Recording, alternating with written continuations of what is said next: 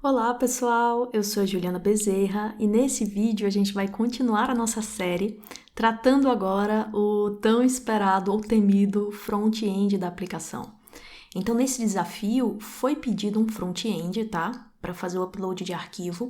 Um front-end simples, mas a gente vai fazer aqui de uma forma um pouco diferente, um projetinho mais completo, utilizando uma estratégia SPA com React. Então, se você nunca trabalhou com React, nunca trabalhou com SPA, se considera back-end raiz e nunca nem viu, né, um código SPA, eu sugiro ficar no vídeo, tá? Eu tenho mais experiência com back-end, mas isso não me impediu de aprender também o front. É bom que a gente tenha uma visão full stack das coisas para nos tornarmos profissionais mais completos.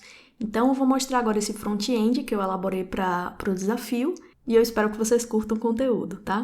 E, por favor, não xinguem a minha interface.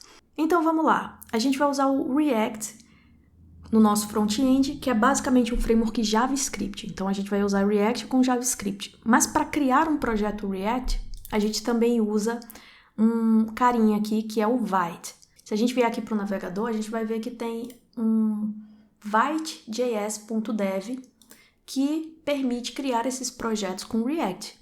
E aqui a gente até vê os comandos, né, que você pode usar. Pode usar um template para usar com Vue, que também é outro framework SPA de JavaScript. E nesse caso a gente vai usar para criar um projeto React mesmo, ok?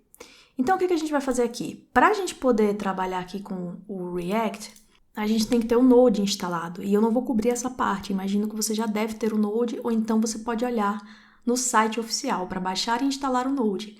E aí, com ele instalado, você vai poder rodar esse comandinho aqui que eu coloquei na minha cola. Eu vou copiar ele aqui. E aqui a gente vai substituir pelo nome do projeto. Então, vai ser criado um projeto com um Vite, usando o React, e o projeto vai se chamar Front-End. Eu estou no diretório raiz aqui do desafio, certo? E aqui já tem o projeto back-end, nesse mesmo diretório eu vou criar o projeto front-end. Vou dar Enter. Ok, ele disse que está feito, né? E agora eu só preciso rodar esses dois comandos aqui que eu também coloquei aqui, ó, na cola. Então, a gente vai fazer o quê? A gente vai entrar no projeto front-end e vamos abrir aqui com o VS Code. E perceba que já foi criado um projeto com vários arquivos dentro, certo? Inclusive um arquivo de configuração do Vite. Ou Vite, sei lá como é que fala o nome dessa ferramenta.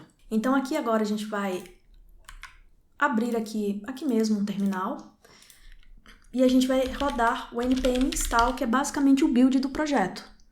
Ou ele vai baixar as dependências que estão descritas no package.json. É o equivalente aqui ao POM do projeto Maven no Java. Então eu vou rodar aqui o npm install para ele baixar a internet daqui. Terminou, perceba que foram vários pacotes, e quando isso acontece é criada uma pasta Node Modules, que é uma página que tem essas dependências aqui, certo? Então, baixei tudo, agora sim eu posso rodar o projeto com o comando rundev, npm rundev, e aí ó, já mostra aqui um localhost, uma porta aleatória. Se eu acessar aqui, eu já vejo essa telinha aqui, que inclusive tem até uma animaçãozinha, né, um dinamismo nessa página, que é o projeto inicial do Vite com React. Certinho? Então, bem simples, né? O Getting Started da ferramenta. Isso aqui, tranquilo. Agora a gente vai entrar nas entranhas mesmo do negócio. A gente vai implementar essa interface utilizando a base do React, que são os componentes. Eu não vou explicar tão em detalhes aqui o React, certo? Não faz parte do escopo desse vídeo. A gente vai focar muito na resolução do desafio. Mas eu recomendo que você dê uma olhada no Quick Start, aqui na documentação do React.dev, porque ela é muito detalhada. E ela traz exemplos que facilitam o entendimento. Eu vou explicar de forma resumida aqui pra gente não perder muito tempo. Vou parar aqui o projeto com Ctrl C. Então, o que acontece aqui no React? A gente tem o conceito de componentes. Se você abrir esse arquivo app.jsx,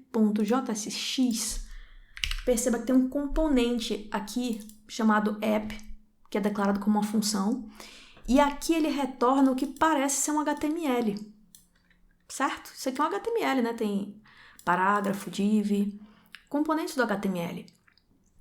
E isso que a gente chama de JSX. A gente está usando aqui dentro do código do componente do JavaScript o HTML.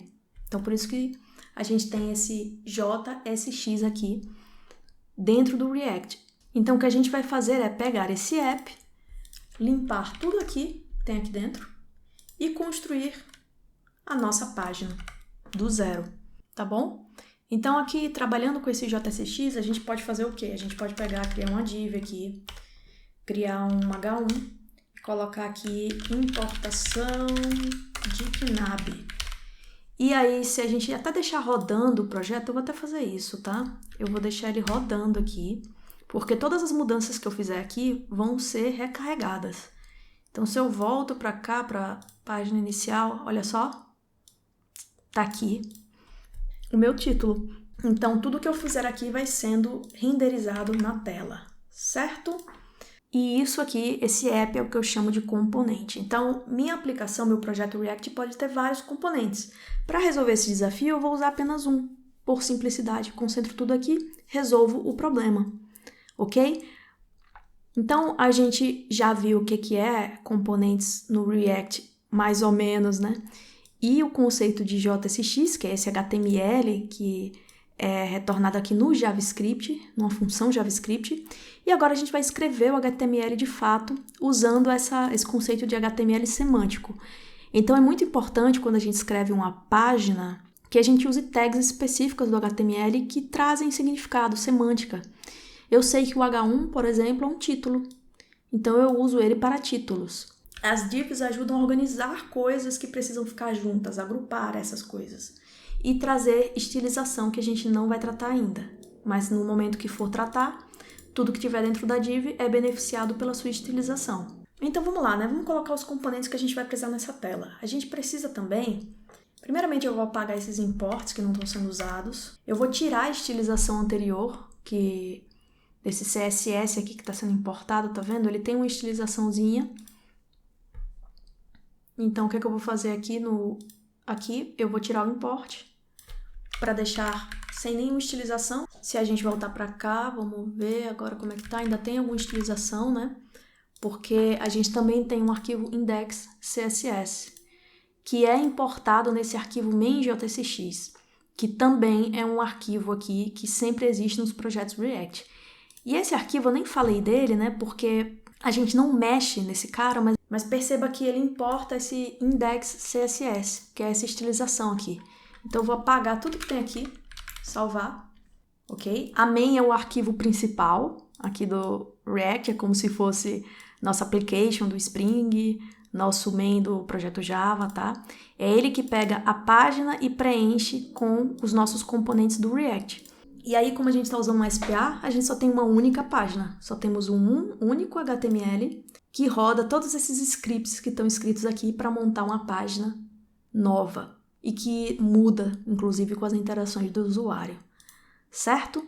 Então, apaguei a estilização, volto para cá e agora eu acho que já está sem estilização, perfeito, tá? Sem nada aqui. Então, vamos voltar para o nosso HTML e vamos trabalhar aqui no app JSX. Então, vou criar uma outra div para agrupar agora o nosso formulário de upload do arquivo. Então, a gente vai ter um span aqui, que vai permitir você escolher o arquivo. E eu vou ter um input, que vai ter o tipo file, e vai aceitar arquivos com extensão txt, que é a extensão do nosso arquivo KNAB, certo?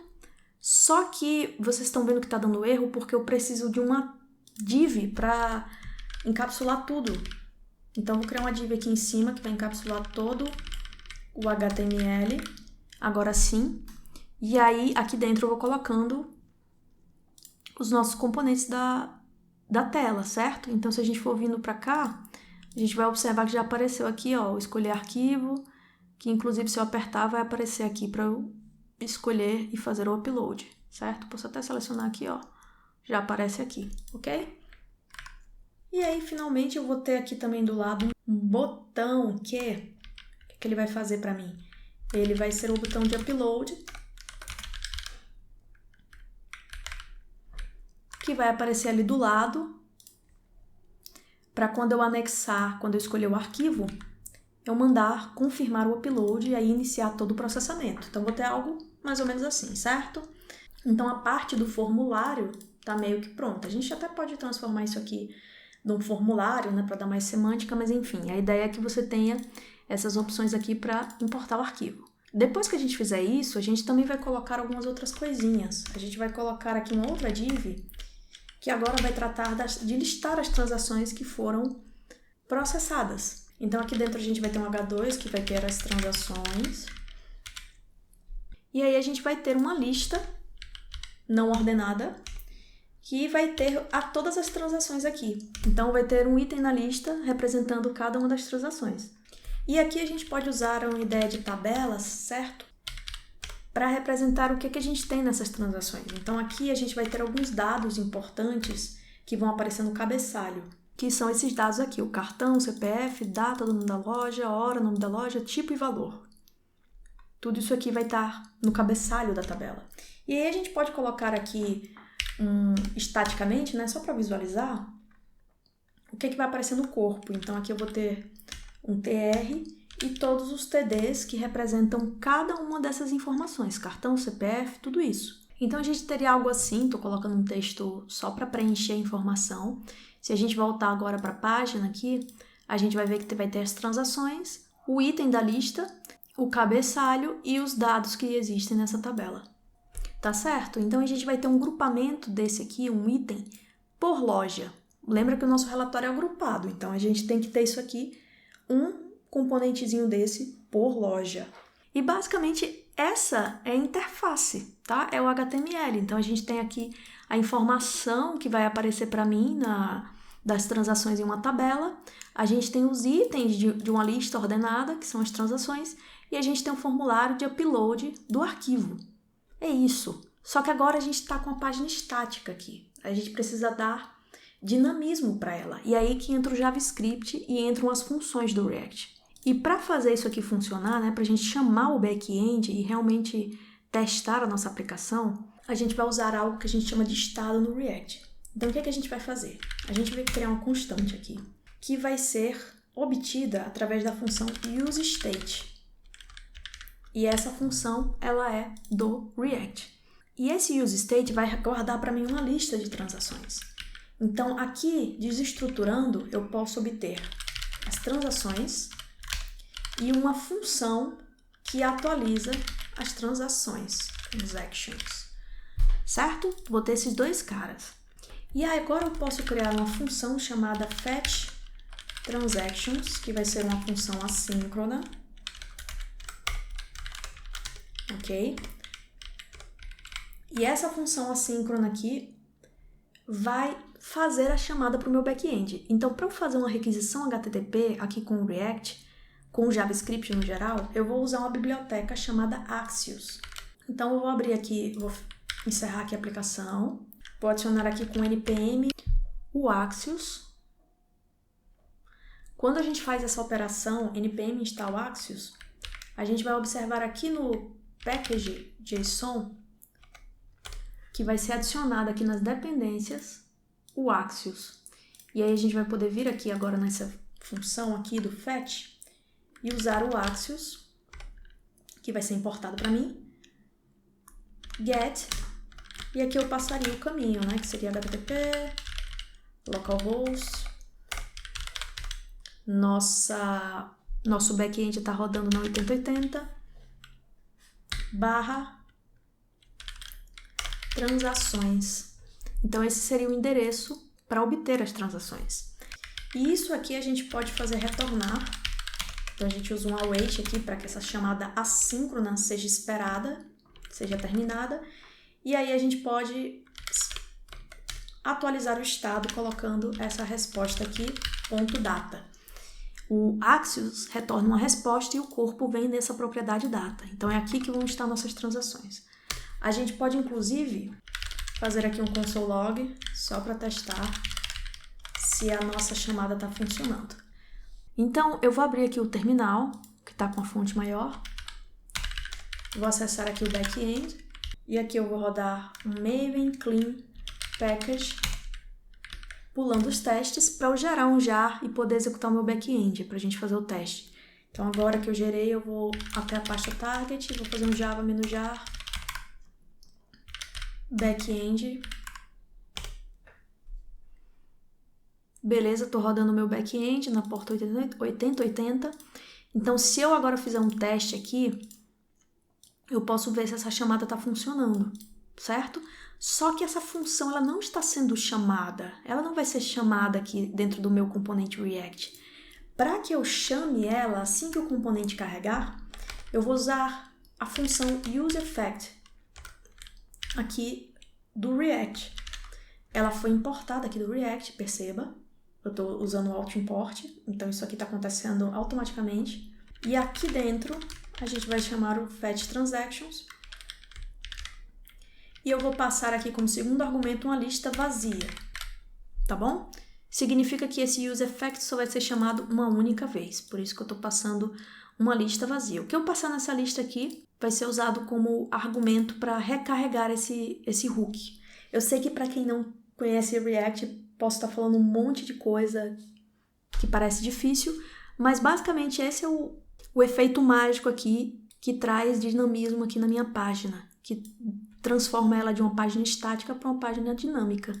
Então, se a gente voltar agora e executar novamente a aplicação, vamos acessar aqui, eu vou mandar inspeção elemento, e aqui eu já estou vendo um erro de rede, que está sendo mostrado aqui, é um erro de cores, percebem? Então, eu já estou com um problema na minha aplicação, que é o erro de cores. Então, a gente chamou o back-end aqui, mas a gente está com esse probleminha para corrigir, o cores. E aí, o que a gente vai fazer nesse caso? A gente vai ter que abrir a nossa aplicação, vou maximizar mesmo, e lá no Transação Controller, eu vou colocar uma anotação nova aqui no list all, chamada de Cross Origin. Esse erro de cores é um erro que vai acontecer quando eu testar minha aplicação front-end no mesmo domínio, rodando no mesmo domínio, né, no mesmo endereço, que a minha aplicação back-end. As duas rodam no localhost, mudando apenas a porta. Então, essa é uma proteção que os navegadores colocam, tá? Para evitar que pessoas mal intencionadas executem rotinas que não deveriam rodar no endereço original. Resumidamente, é isso. Então, o que é que eu vou colocar aqui? Dentro dessa anotação, a gente pode permitir algumas origens. E uma das origens que eu vou permitir é a minha aplicação front-end, que está rodando na localhost, e eu vou colocar agora ela para rodar numa porta específica, que vai ser a 9090. Então, eu estou permitindo que essa origem chame o meu back-end. Essa origem vai ser a minha aplicação. E agora a gente fecha aqui, podemos fechar. Vamos voltar para cá, e lá no package.json a gente tem os comandos que são usados para rodar a minha aplicação. Eu estou usando esse dev aqui. Então, aqui do lado do Vite, eu vou adicionar a opção --port e vou colocar aqui 9090, que é a porta que eu quero que ele rode. Vou parar aqui, rodar de novo. Agora está rodando na 9090, certo? Se a gente voltar para cá, eu vou limpar aqui, vamos atualizar aqui a página. E a gente vai colocar aqui 9090. E é claro que não vai funcionar agora porque eu não subi a aplicação, tá?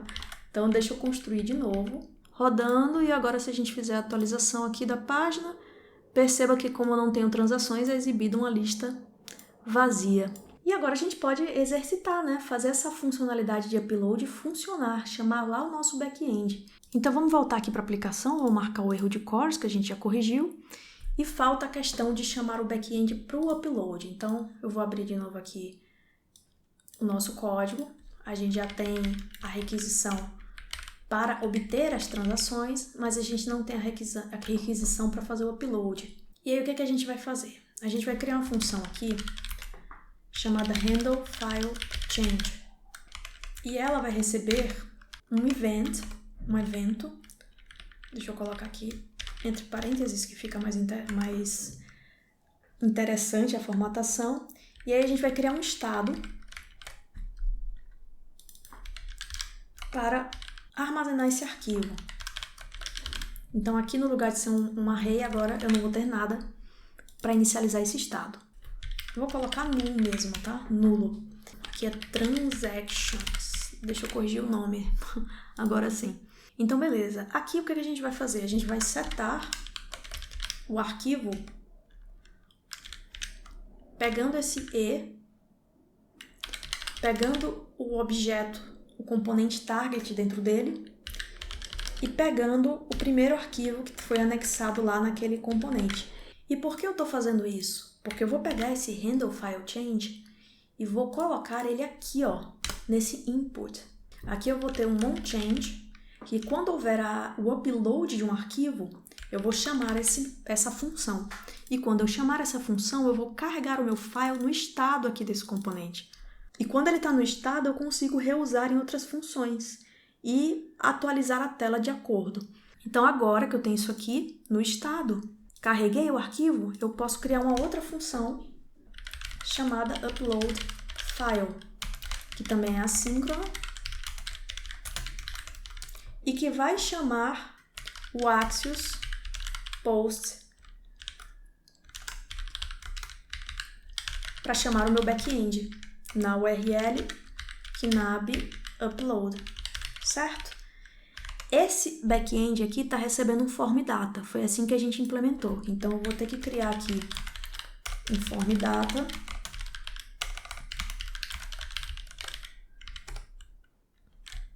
Ok, pego esse form data e uso a operação append para colocar o meu arquivo que está no estado do componente React, que eu salvei aqui com handle file change. Então, beleza, eu tenho um arquivo e coloquei ele no form data. Então, agora eu posso passar esse form data aqui na requisição com alguns headers. Na verdade, o único header que eu vou precisar é o content type, que a gente estava passando no upload com o tipo multipart form data. Ok? Então, isso aqui vai chamar o meu back-end e chamar o meu método de upload. Eu só preciso agora invocar esse método. E onde é que eu invoco esse método, essa função? E onde é que eu invoco essa função? Lá no botão que eu criei de upload de arquivo. Então, aqui eu vou usar o método, a propriedade onClick. Propriedade, eu sempre vou me confundir aqui porque eu venho do Java, então acabo misturando os nomes. E aqui eu vou chamar esse upload file, que vai chamar o upload de knab, que vai chamar o meu job, e aí eu vou ter as transações sendo listadas. Então, vamos testar isso aqui? Eu venho para cá novamente, vou apagar aqui o console, deixa eu ver até se dá para aumentar esse cara aqui. Dá, ótimo. Então, eu vou atualizar aqui, não tem nada nessa página, posso limpar novamente, eu vou escolher o arquivo, vou colocar esse knab1 aqui, e beleza, porque quando eu fiz isso, aquele handle file change foi chamado. Então, meu arquivo está no estado do componente. Agora, eu vou chamar o upload. Então, eu vou apertar aqui, ó. E eu tive o problema de cores de novo, claro. Então, o que a gente vai fazer? A gente volta para cá, para a aplicação Java,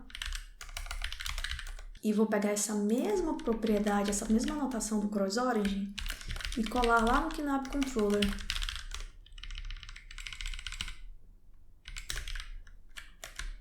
Certinho? Ok. Dessa vez eu vou rodar daqui mesmo.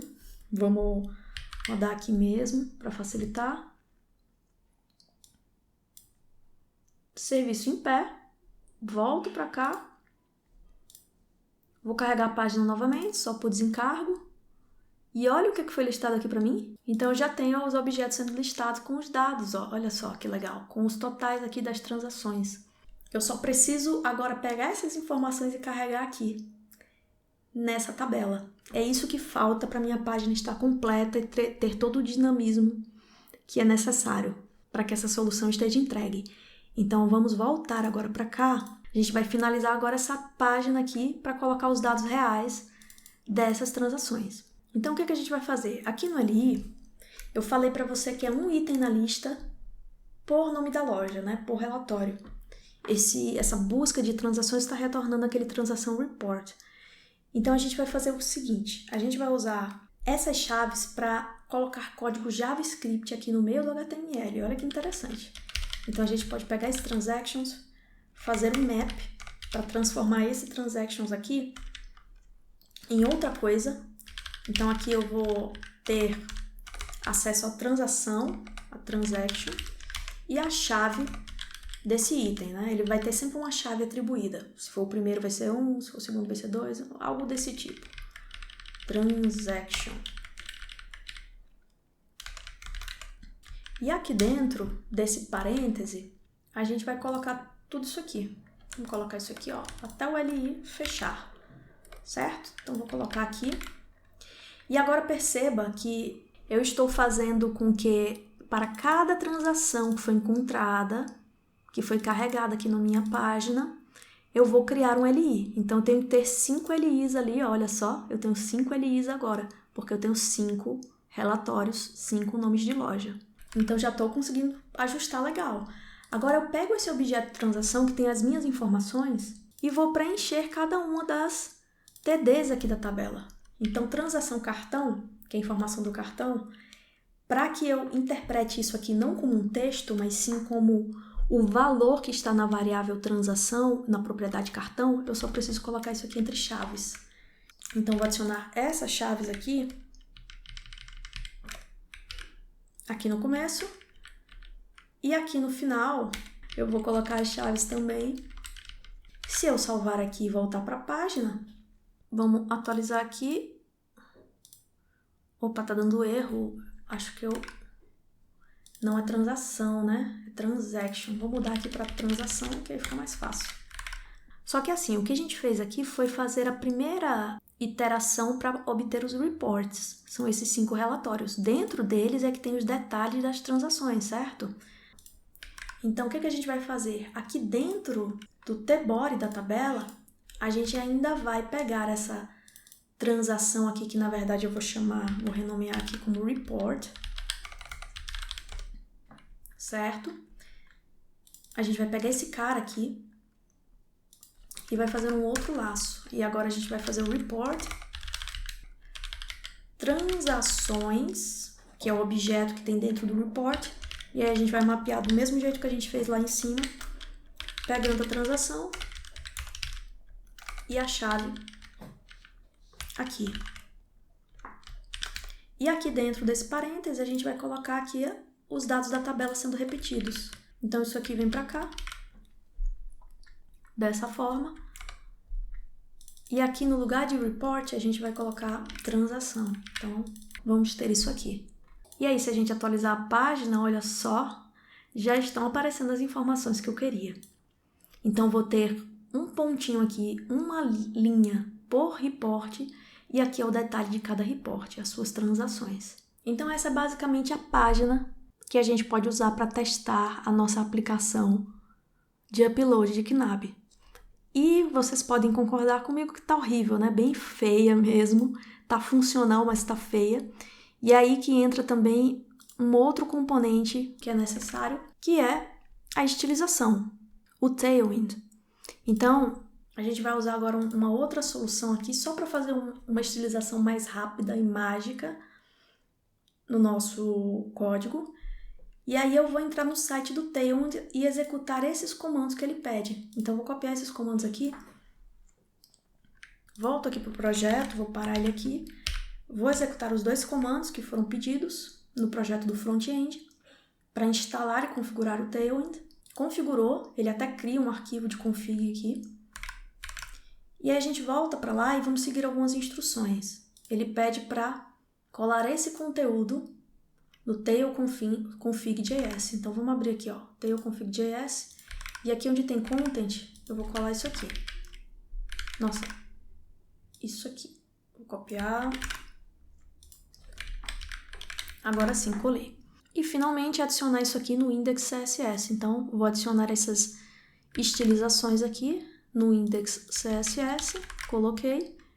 E aí a gente já pode executar em tese, a gente vai ter as estilizações. Mas para isso a gente tem que colocar classes nos nossos componentes. Então é isso que eu vou fazer de forma mágica aqui para não tomar muito tempo. Eu vou substituir tudo que tem nessa div aqui, desse código feio que a gente colocou, né? Não é bem bonito, nem estilizado de forma bonita. Beleza, colei. Vou rodar aqui o run dev. Vou acessar novamente a aplicação.